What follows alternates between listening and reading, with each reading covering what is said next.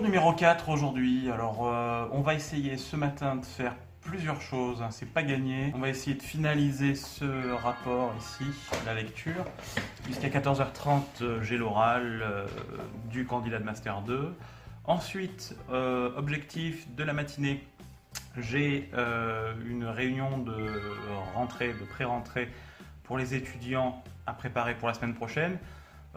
Plus une conférence scientifique à faire avec un test, truc dont je vous parlais sur Facebook en fait, c'était pour calibrer ce test-là.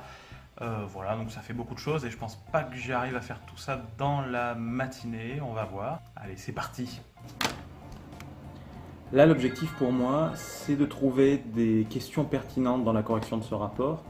Donc déjà, il faut que je comprenne ce qu'a fait la personne avec des techniques que je ne maîtrise pas toutes. En fait, c'est de la chimie analytique. Je les comprends, enfin, certaines, je les comprends. Il y a de la spectroscopie infrarouge, là, il n'y a aucun souci. Il y a d'autres techniques qui sont de l'analyse d'image, des choses comme ça que je peux comprendre, ça va à peu près.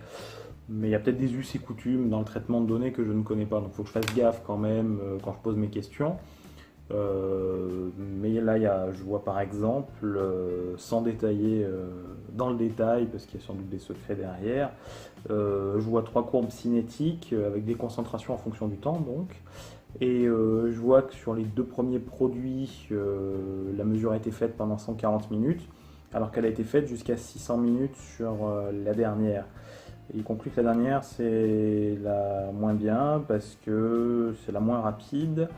Mais ils n'ont pas comparé, en fait je sais pas, je comprends pas la phrase parce que pour moi c'est la plus efficace, la dernière, parce qu'en fait je vous montre pas les courbes, mais dans leur description on a l'impression qu'ils tiennent pas en compte sur les Y, hein, l'axe des ordonnées, ils tiennent pas en compte de la valeur, hein, c'est une quantité de produits libérés.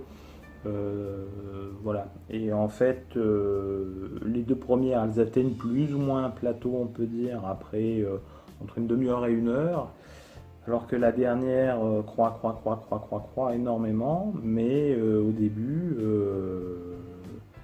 non, mais en fait ça va, je crois que j'ai compris en fait, parce qu'il y a sur chacune des figures il y a 3 courbes en fait. Et je pense que je ne regardais pas la bonne courbe. Donc pour moi, sur la toute dernière, ils ont multiplié le temps par 3 à peu près.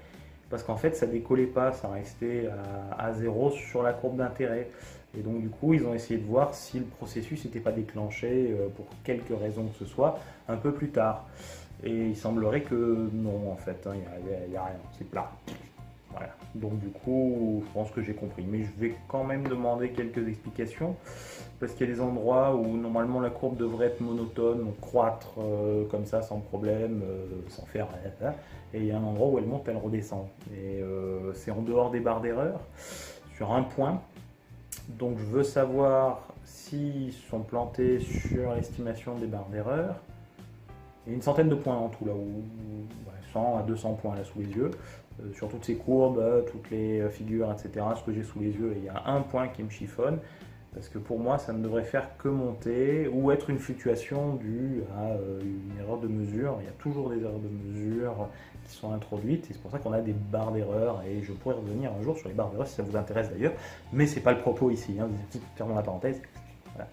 Et du coup, voilà, il y a un point qui monte significativement puisque dès quelques minutes, on atteint presque la valeur finale en fait. Et puis après, on retombe.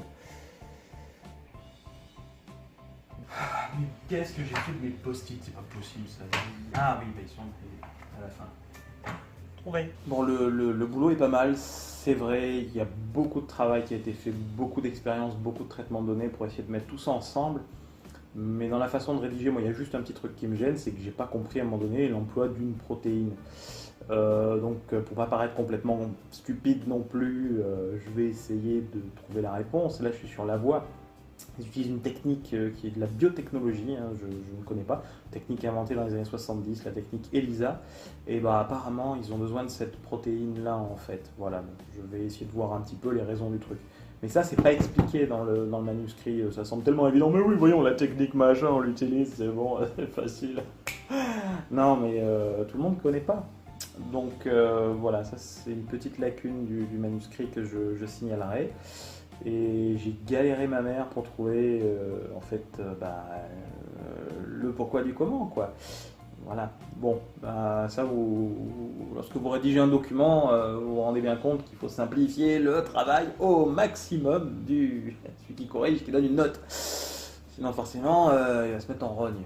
Non mais je suis pas comme ça, moi, je suis pas comme ça. Je vais te trouver, saleté de modèle, t'es où? Alors, bah, le sommaire, c'est le mieux. Faut que je mette un post-it là aussi. Oui, je mets des post-it.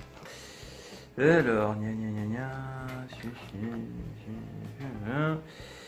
gna. Matériel et méthode. Ouais. Non, non, je comprends pas. Alors, je l'ai vu, j'ai même posé des questions dessus. Et là, je le trouve plus. Ah, les modèles.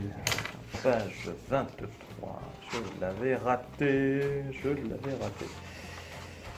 Page... Bah, voilà. On va mettre un post-it. Les modèles.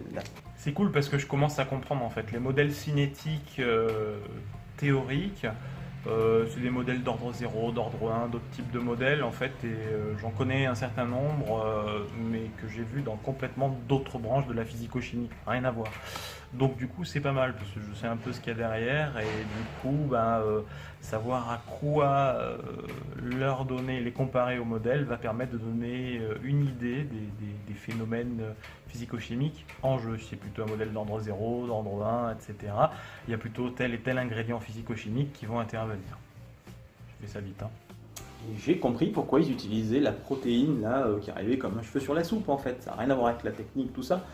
C'est juste que, c'est d'après ce que j'ai trouvé sur internet, c'est la moins chère, facilement commandable, référence, passe-partout on va dire, et stable. Voilà, donc elle a plein de bonnes propriétés. Donc voilà. Bon, autour de 9 heures, petit café avec l'invité japonais, discussion, avec un collègue qui est rentré de Corse, là, qui était allé voir un centre de conférence, parce qu'il organise une conférence bientôt, donc il était passé pour voir si tout était en place et tout, voir les derniers points, et voilà, il est rentré là. Et du coup, après ce petit café, j'ai fini le rapport et je me suis mis, donc le rapport est là, vous voyez, plein de post-it tout autour, parce que je vais devoir poser des questions, etc. Et là, je me suis mis sur la conférence de rentrée du mercredi après-midi, en fait. Et voilà, donc là, je suis sur une partie sur la gravitation. Et c'est marrant parce que je mets qui veut gagner des millions dans cette conférence. Je vous mettrai le fichier en dessous dans la description ou un lien. Voilà. Ça va être l'heure d'aller monter voir le rapport de stage. Là, c'est parti. Hein. Allez, Joaz. Tout ça, je suis pas allé aux toilettes, moi. Je vous laisse. Ça y est, l'oral s'est passé. Voilà, j'ai posé des questions. Ça s'est bien passé. Et elle était dynamique, souriante. Elle a bien expliqué. Elle a répondu à des questions sur le PowerPoint, simplifier des choses. Donc,